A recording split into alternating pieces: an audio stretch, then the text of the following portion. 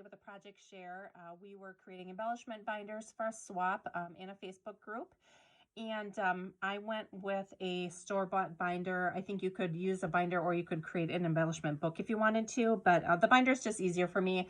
I ended up ordering a 6-pack off of Amazon. I can link it down below if you're interested in it. It was $20-some for 6 of them.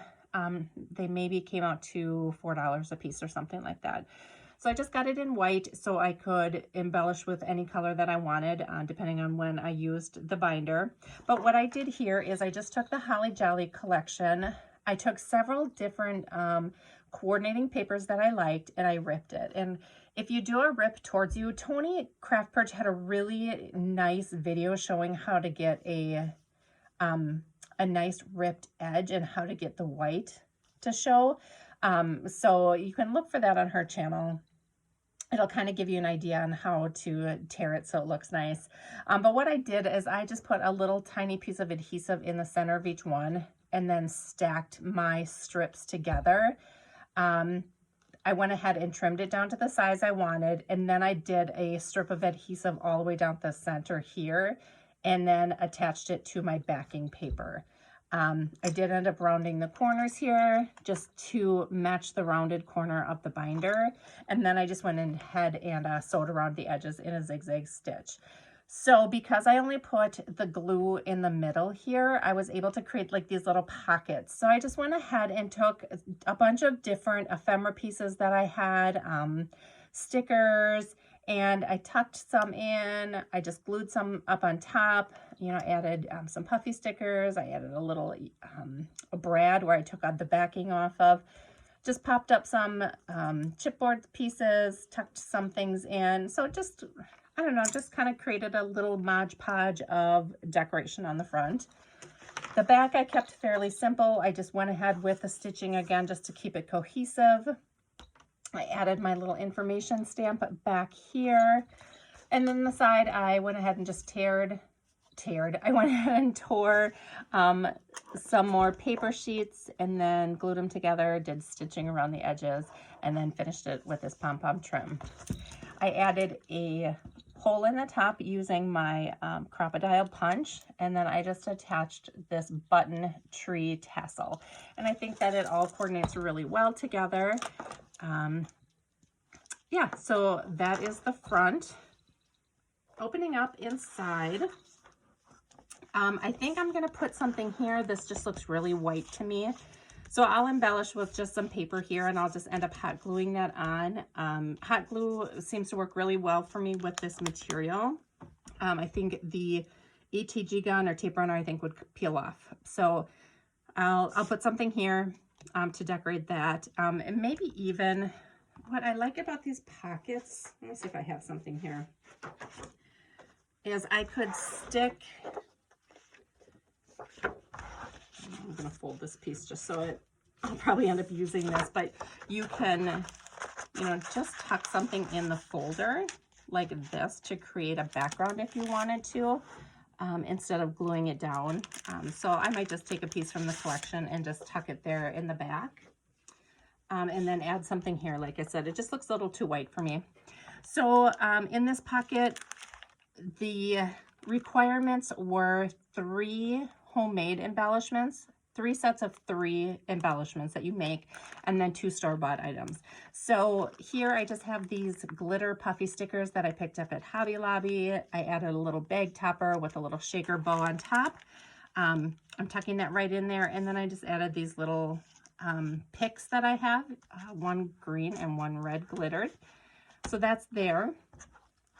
Then I included 3 of the Pom Pom Stocking Caps that I made. I went ahead and popped them on a glue dot or a little square from Dollar Tree, that's square adhesive foam. And I put it on the acetate from the Merry Days collection. And then I just layered a piece of paper from the Holly Jolly collection behind it. So I just think it looks really cute with the gold houses peeking through, and it coordinates with the gold in the hats. This page, this envelope, I had a request to show you how I made this dimensional envelope, so stick around to the end of the video and I'll make one with you.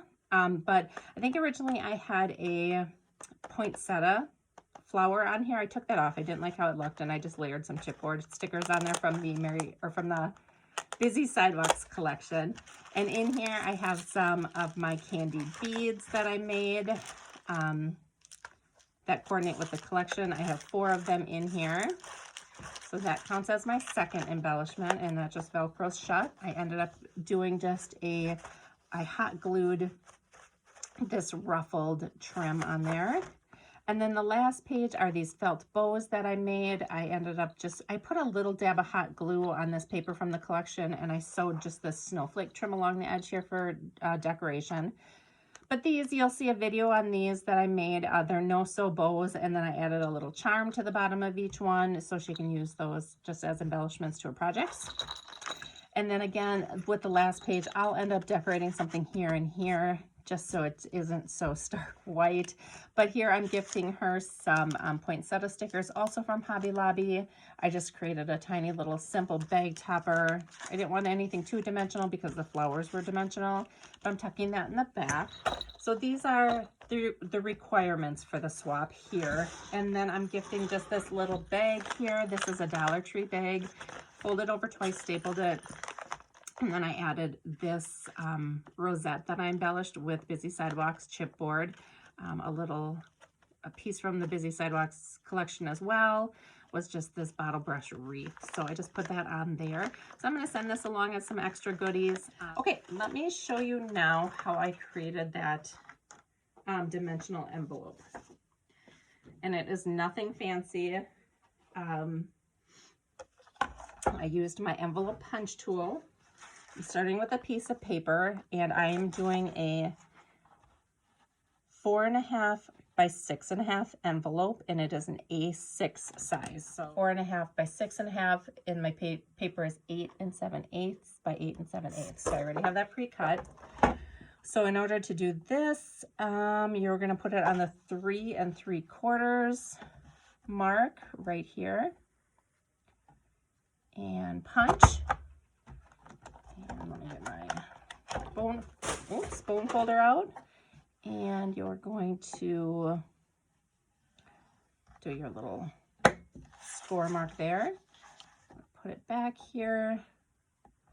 Punch. If you've never used the envelope punch, there's a ton of tutorials out there on how to use it. I'm not going to get into the instructions on how to create it here, or how to step-by-step use it, because there are so many different tutorials out there. So just kind of showing you how I'm going to make the flat envelope into a dimensional envelope. Okay, so here I have it all punched and scored. Go ahead and round my edges as well, since I have it cut. Okay.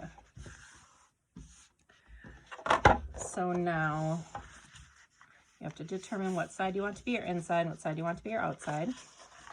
I'm going to go ahead and just lightly score on my score line here. You guys are going to laugh, but this is just how I craft. I'm not a precision type crafter. Okay, so when you create these notches, you get, it's like a 3/4 inch straight line before it turns into the curve. So this straight line here.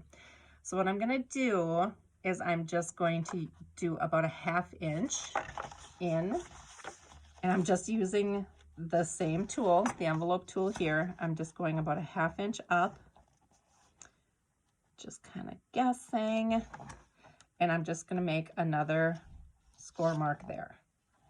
So now I have a double score mark. So it looks like this. And I just created a little 1/2 inch fold. So I'm going to do that all the way around.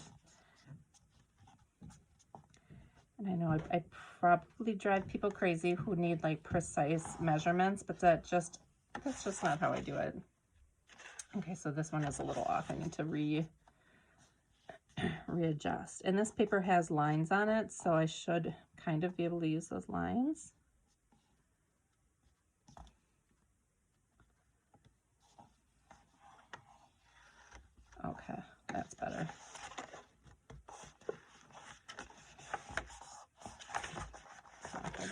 and I've got like that there.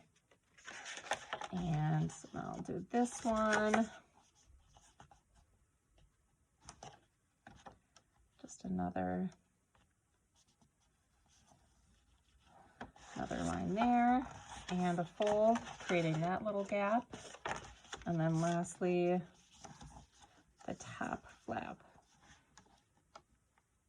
And let's see.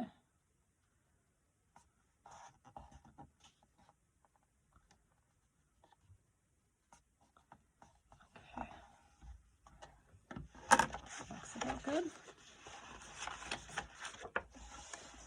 Okay, so now I've got my little lines. This one is a little smaller than it should be. I'm gonna go ahead and make this one a little bit bigger, not by much. Oops. But now with this one, I am gonna have like a double line, but that's okay. Just make sure that I'm gonna fold it on the correct line here though.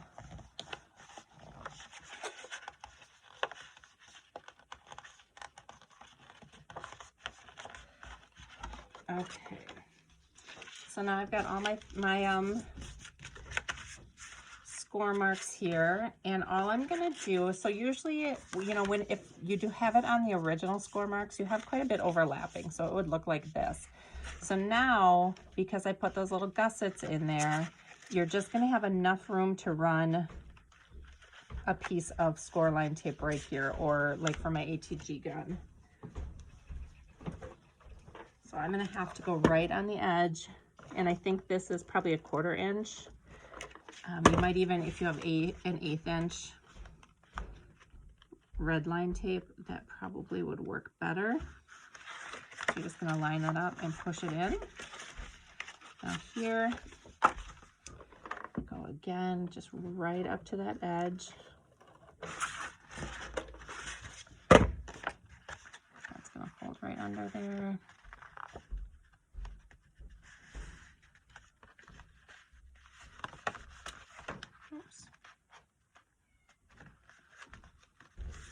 Like that, okay.